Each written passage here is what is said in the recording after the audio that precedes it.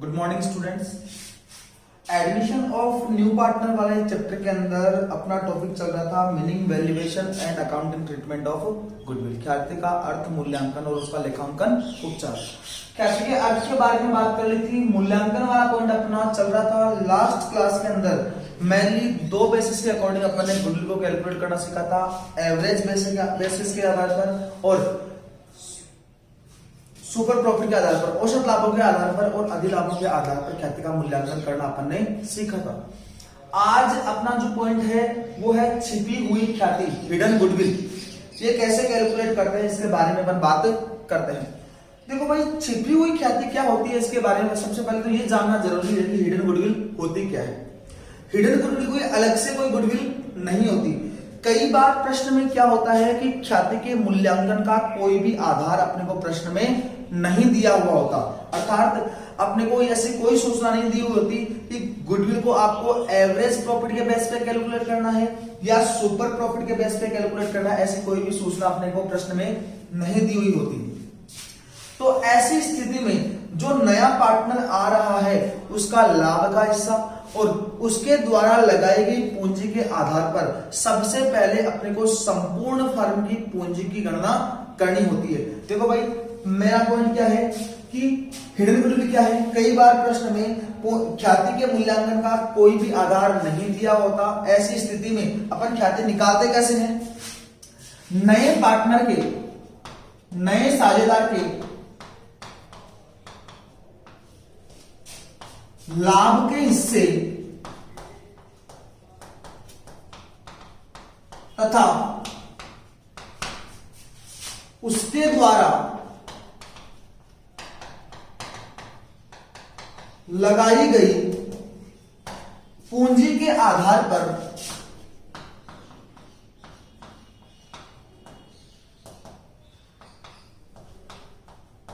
संपूर्ण फर्म की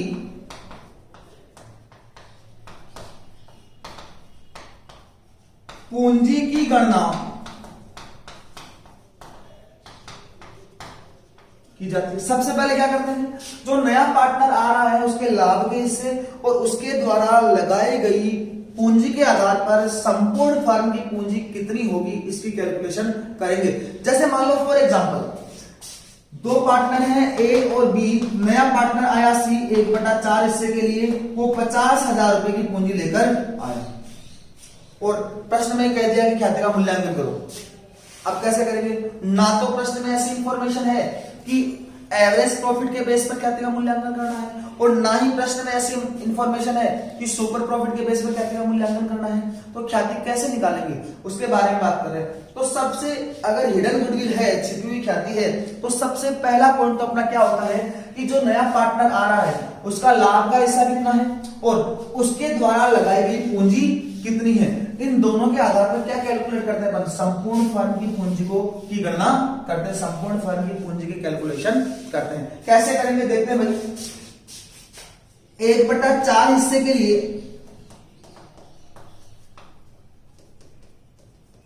सी द्वारा लगाई गई पूंजी कितनी है भाई? 50,000। संपूर्ण फर्म का हिस्सा कितना, लाभ कितना होता है? 1। इसलिए एक हिस्से के लिए लगाई जाने वाली पूंजी बराबर ये जो संख्या होती है इसके कहां चली जाती है? डिवाइड में। क्या हो जाएगा? 50,000 बटा 1/4। इस तरीके से अपन कुछ प्रेजेंट करेंगे। ये डिजिट कहां आ जाएगी? मल्टीप्लाइड में। और इसका नेक्स्ट सॉल्यूशन क्या हो जाएगा? 50,000 गुणा 4/1 बराबर कितना आ जाएगा? 2 लाख। जो किसकी पूंजी आ गई? संपूर्ण फर्म की पूंजी आ गई। तो सबसे पहला पॉइंट तो ऐसा आता है, ये आता है कि अपने को संपूर्ण फर्म की पूंजी कैलकुलेट करनी है और संपूर्ण फर्म की पूंजी कैलकुलेट करने के लिए क्या क्या चाहिए अपने को? नए पार्टनर का लाभ का हिस्सा और उसके द्वारा लगाई गई पूंजी। फिर क्या करेंगे अपन? नए पार्टनर के लाभ के हिस्से और उसके द्वारा लगाई गई पूंजी के आधार पर संपूर्ण फर्म की पूंजी कैलकुलेट की जाती है तथा उसके पश्चात पुराने साझेदारों की समायोजित पूंजी तथा नए साझेदार की पूंजी को घटा दिया जाता है। तो हिडन गुडविल कैसे निकलती है? देखो भाई, hidden goodwill is equals to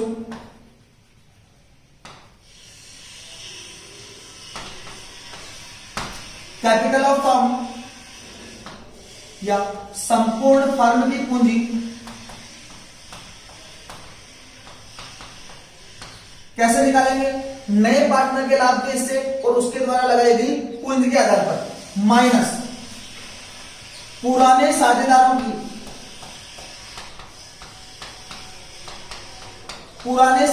की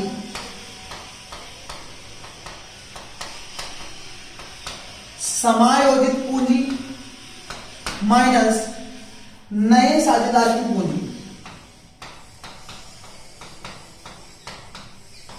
नए साझेदार द्वारा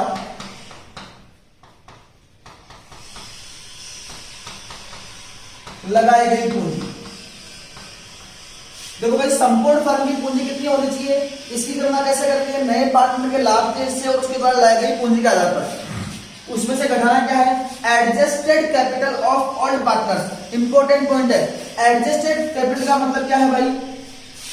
पुराने पार्टनर्स की पूंजी प्लस किसी भी प्रकार का अवितरित लाभ। अवितरित लाभ और हानि क्या होता है उसके बारे में अपन बात करेंगे। गुडविल वाले पॉइंट के जस्ट बाद का पॉइंट है। अवितरित लाभ मतलब जिस दिन नया पार्टनर फर्म में प्रवेश कर रहा है उस दिन की बैलेंस शीट में यदि किसी भी प्रकार का लाभ ऐसा हो जिसको बांटा नहीं गया हो, अर्थात P&L अकाउंट का बैलेंस पड़ा हो, किसी भी प्रकार का रिजर्व पड़ा हो, तो ये कमाया किसने है? पुराने पार्टनर्स ने। पुराने पार्टनर्स का लाभ है और पुराने पार्टनर्स का लाभ है तो ये भी किसमें जुड़ जाएगा? पुराने पार्टनर्स की पूंजी में जाकर जुड़ जाएगा। किसी भी प्रकार का अवितरित लाभ माइनस अवितरित हानि।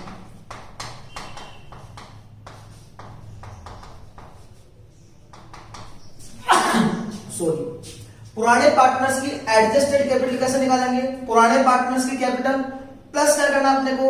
अनडिस्ट्रीब्यूटेड प्रॉफिट्स और माइनस क्या करना अपने को? अनडिस्ट्रीब्यूटेड लॉसेस, अवितरित हानियां। ये क्या निकाला अपन ने? एडजस्टेड कैपिटल या पुराने साझेदारों की एडजस्टेड कैपिटल ऑफ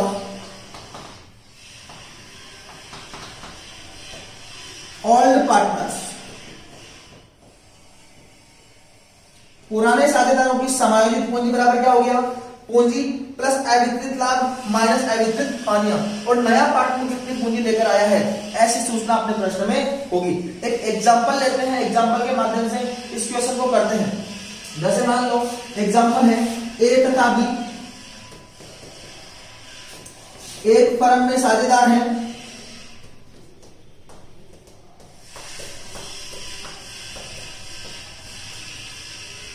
उनकी पूंजी क्रमशः 60,000 तथा 40,000 रुपए है तथा अवितरित लाभ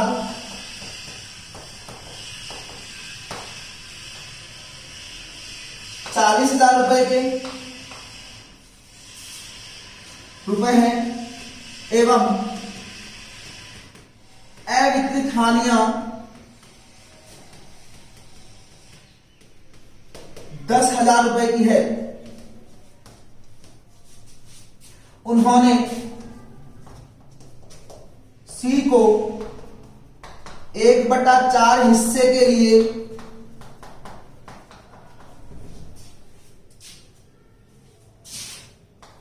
40,000 रुपए की पूंजी के साथ प्रवेश दिया। फर्म की ख्याति का मूल्यांकन कीजिए। फर्म की ख्याति का मूल्यांकन, फर्म की ख्याति एवं नए साझेदार द्वारा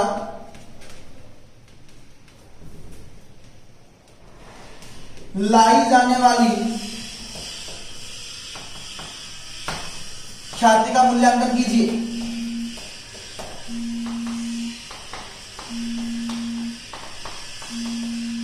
देखो भाई प्रश्न क्या है, ए और बी दो पार्टनर हैं, उनकी पूंजी कितनी कितनी तरह की है? 1 लाख और 40,000 रुपए। अनडिस्ट्रीब्यूटेड प्रॉफिट्स एंड लॉसेस के बारे में क्या सोचना है कि अवितरित लाभ कितने हैं? 40,000 रुपए के और अवितरित हानियां कितनी है? 10,000 रुपए की।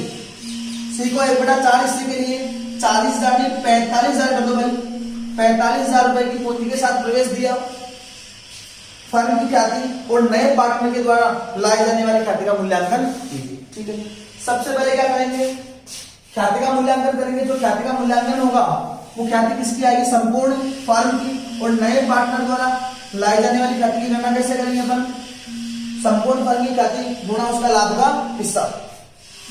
सबसे पहले संपूर्ण फर्म की पूंजी बराबर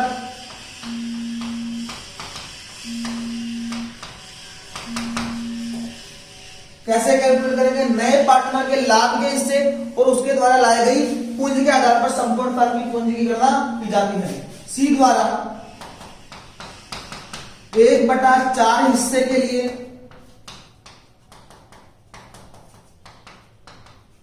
लाई गई पूंजी बराबर 45,000 रुपए, इसलिए एक हिस्से के लिए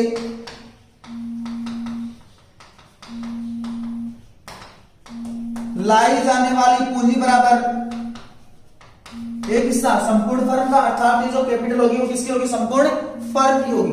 45,000 गुणा 4/1 कितनी आ जाएगी, 1,80,000। इसका मतलब संपूर्ण फर्म की पूंजी कितनी आ जाएगी, 1,80,000।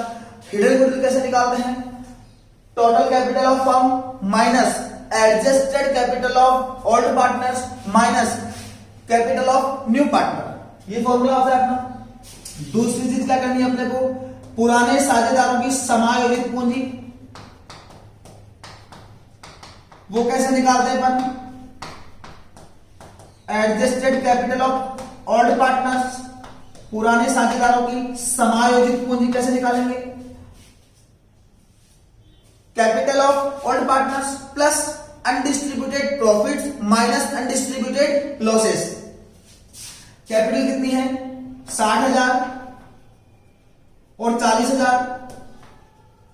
ऐड क्या करना अपने को, अवितरित लाभ वो कितना है 40,000 माइनस क्या करना अपने को अवितरित हानियां वो कितनी है 10,000।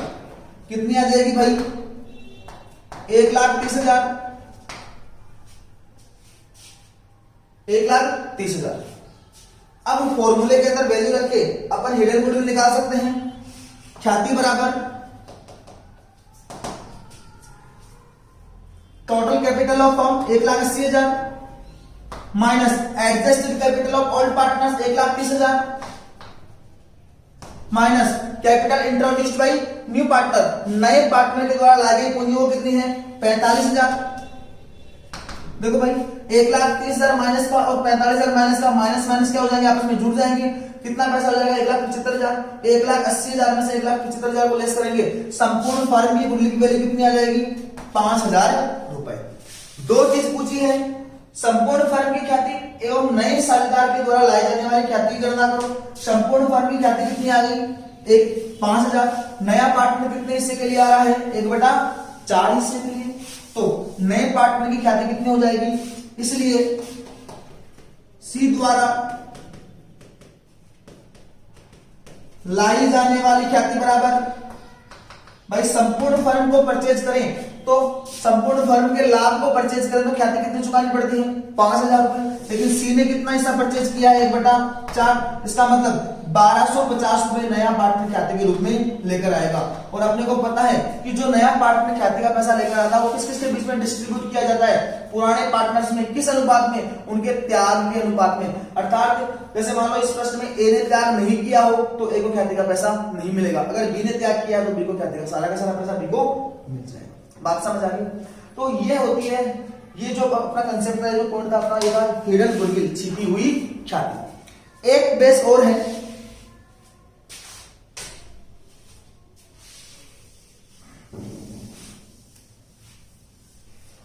On the basis of purchase consideration.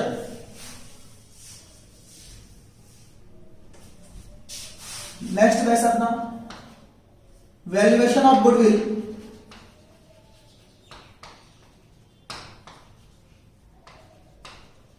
Valuation of goodwill on the basis of purchase consideration,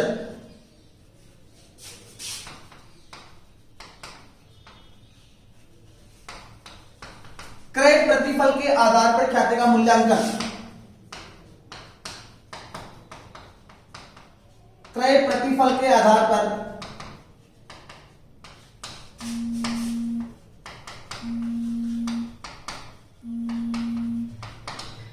ख्याति का मूल्यांकन। जैसे भाई लास्ट से लास्ट जब अपन ने मीनिंग ऑफ गुडविल देखा था उस टाइम पर अपन ने एक मिलन रेस्टोरेंट का एग्जांपल लिया था। वहां पर अपन ने बात की थी कि मान लो मिलन की टोटल असेट्स 5 करोड़ रुपए की है, अपन उस मिलन को परचेज करने जाते हैं तो अपने से 6 करोड़ रुपए मांगता है। 1 करोड़ क्यों मांग रहा है? क्योंकि उसकी गुडविल है, उसकी रेपुटेशन है, अपने को कस्टमर्स वगैरह अलग से बनाने की या नया मार्केट क्रिएट करने की आवश्यकता नहीं है, मार्केट ऑलरेडी बना हुआ है। असेट्स कितने की? 5 लाख रुपए की। अपने को पैसा कितना देना है? 6 लाख रुपए। इसका मतलब 1 लाख रुपए 1 करोड़ रुपए एक्स्ट्रा दिया है, वो किसका दिया अपन ने? गुडविल के नाम का दिया है। तो क्रय प्रतिफल के आधार पर ख्याति का मूल्यांकन कैसे करते हैं भाई? Goodwill is equals to purchase price या परचेज प्राइस या परचेज कंसिडरेशन, क्रय प्रतिफल माइनस नेट असेट्स,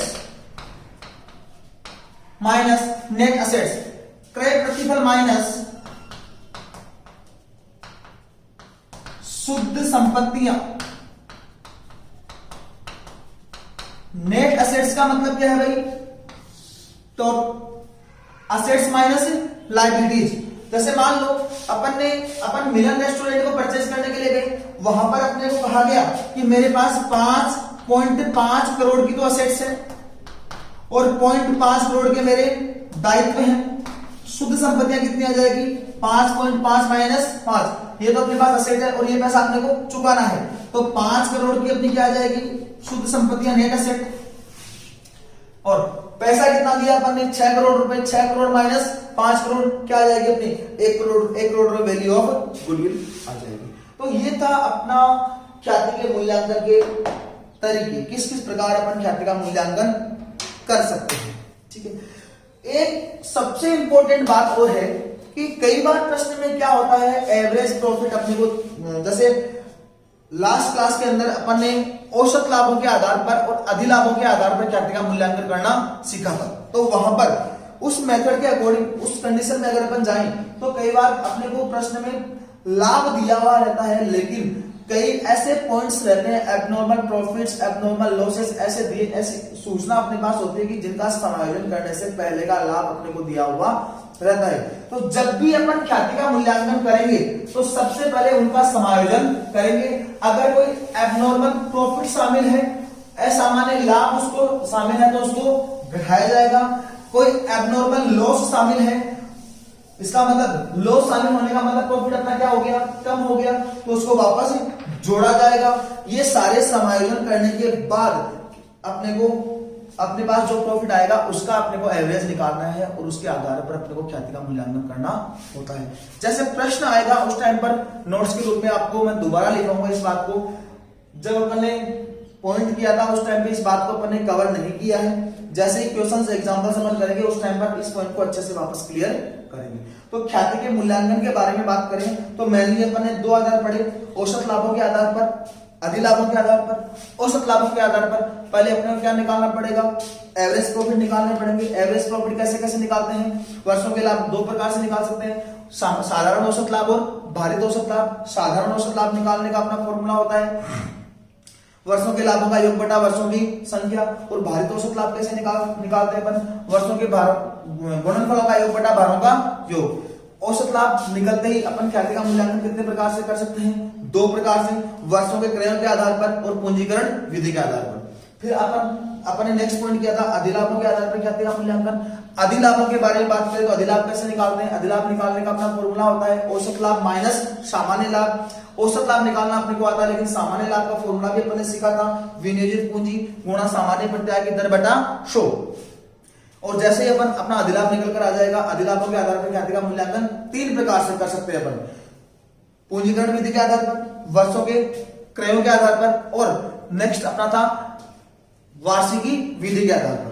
उसके बाद में अपन ने हिडन गुडविल निकालना सीखा, छिपी हुई ख्याति निकालना सीखा, और उसके बाद में अपन ने जो पॉइंट सीखा है वो है अपना परचेज कंसिडरेशन, क्रय प्रतिफल के आधार पर ख्याति का मूल्यांकन। ये ख्याति के मूल्यांकन की अपन ने विधियां अपन ने सारी सीख ली, मेथड्स अपन ने सीख ली। अब आज जो पॉइंट, नेक्स्ट पॉइंट जो आता है वो आता है अकाउंटिंग ट्रीटमेंट ऑफ गुडविल, ख्याति का लेखांकन उपचार। बड़ा ही इंपॉर्टेंट है। देखो भाई, ख्याति के लेखांकन उपचार के बारे में बात करें तो मतलब स्टूडेंट्स को बड़ी समस्या होती है कि सर अकाउंटिंग ट्रीटमेंट में दिक्कत है, ये है वो है।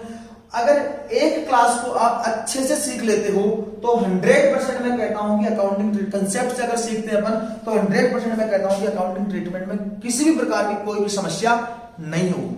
देखो भाई, जब भी अपने को अकाउंटिंग ट्रीटमेंट, गुडविल के अकाउंटिंग ट्रीटमेंट के बारे में बात करें तो सबसे पहले तो अपने को दो चीजों के बारे में पता होना चाहिए। क्या क्या? पहली बात,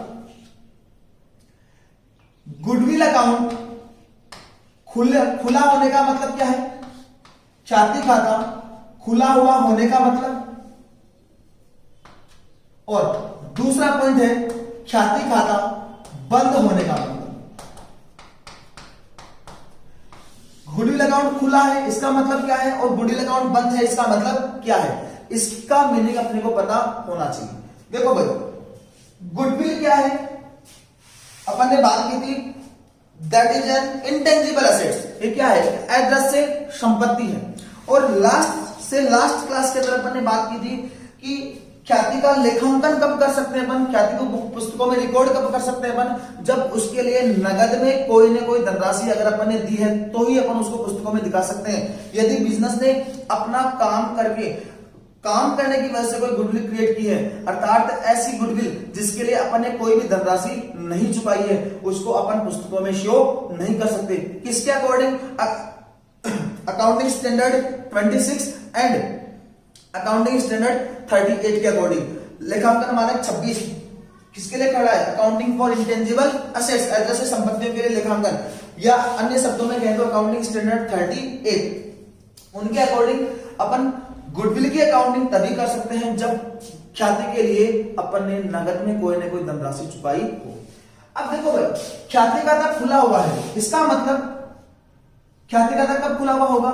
जब बैलेंस शीट के अंदर अपन बैलेंस शीट बनाते हैं, बैलेंस शीट में एक पार्ट होता है लायबिलिटीज का और दूसरा पार्ट होता है असेट्स का।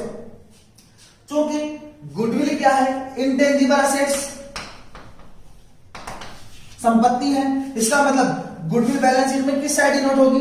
असेट साइड, ना कि लायबिलिटी साइड। यदि बैलेंस शीट के अंदर असेट्स साइड में गुडविल अकाउंट दिया हुआ है, गुडविल अकाउंट है, इसका मतलब ख्याति खाता खुला हुआ है।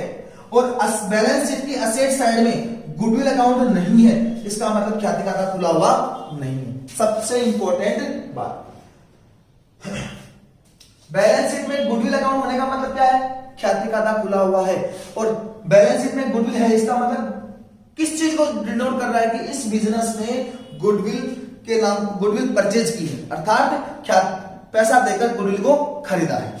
और अगर ख्याति खाता खुला हुआ नहीं है, इसका मतलब किसको डिनोट कर रहा है कि इस बिजनेस ने अपना काम करके अपनी गुडविल को जनरेट किया है।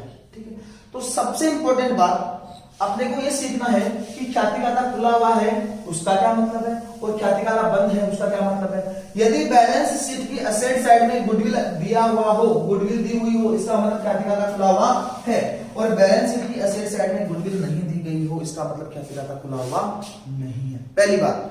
या फिर प्रश्न में अपने को साफ साफ इंफॉर्मेशन दे सकता है कि ख्याति खाता खुला हुआ है या ख्याति खाता खुला हुआ नहीं है, तब तो अपने को दिक्कत वाली बात है ही। अब देखो भाई, जब भी अपन अकाउंटिंग करते हैं तो दोनों तरीके से अपने को अलग अलग मेथड से अपने को अकाउंटिंग सीखनी होती है कि जब ख्याति खाता खुला हुआ है तो अपन कैसे अकाउंटिंग करेंगे, और ख्याति खाता खुला हुआ नहीं है तो अपन कैसे अकाउंटिंग करेंगे।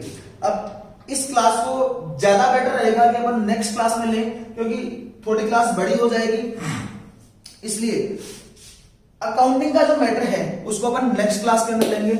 आज की क्लास में अपन इतनी बात करेंगे। जो भी वैल्यूएशन से संबंधित एग्जांपल्स हैं उनको आप करने की कोशिश करना, क्वेश्चंस हैं उनको भी आप करने की कोशिश करना। बाकी अकाउंटिंग ट्रीटमेंट सीखने के बाद में अपन इसकी एक्सरसाइज करेंगे। आज की क्लास में इतनी बात करेंगे अपन। Thank you.